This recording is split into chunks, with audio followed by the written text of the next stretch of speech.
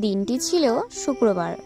আমি বাড়ি আসছিলাম আর দেখো আমাদের বাড়ির ডগি আমাকে চিনতে পেরে কত তাড়াতাড়ি আমার কাছে চলে এলো আর আমাকে আদর করতে শুরু করলো।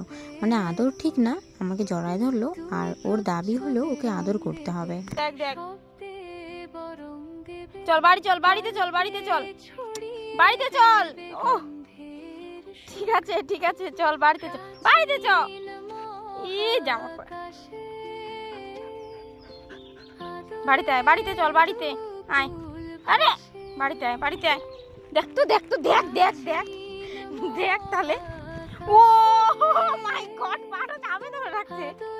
এই হাই এভরিওয়ান, গুড মর্নিং। আমি চ্যালেঞ্জ নিয়েছি 30 দিনে 30টি মিনি ব্লগ আপলোড করার।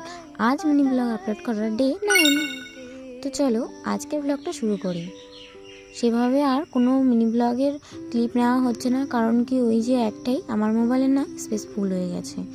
এই ভিডিওটা আমার কিন্তু এডিট করা হয়ে যাচ্ছে, কিন্তু ওই যে আমি এডিট করে সেভ করতেই পারছি না। আমি জানি না এই ব্লগটা আমি কবে দিতে পারবো। আমার এই ব্লগে 2-3 দিনের সব ভিডিও ক্লিপ অ্যাড করা হয়েছে। এদিকে রানীমা, শুভম পাপা আর ছোট্ট পাপা এখানে খেলা করছে দেখো, কাদা আর বালি দিয়ে। আমরাও এরকম ঠিক ছোটোবেলায় অনেক খেলছি জানো তো।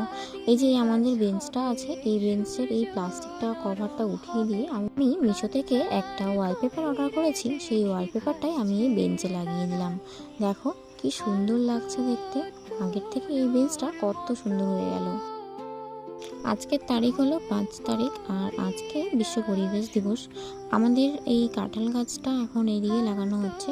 আগে এই কলসির মধ্যেই আমি কাঁঠালের বীজ দিয়ে গাছটা আমি তৈরি করেছি। তো অনেক বড় হয়ে গেছে, তো সেই জন্য মা এদিকে এনে লাগিয়ে দিল।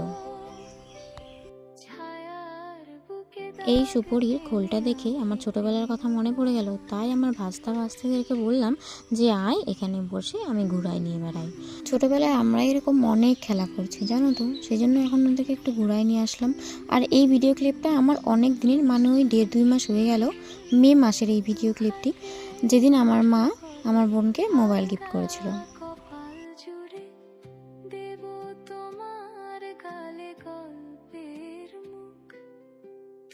প্রচ্ছদে রং দেবে, শব্দে বরং দেবে, গল্পে ছড়িয়ে দেবে গন্ধের সুর। আজকের এই ভিডিওটি হলো আমার 8ই জুন, মানে ওই সোমবার।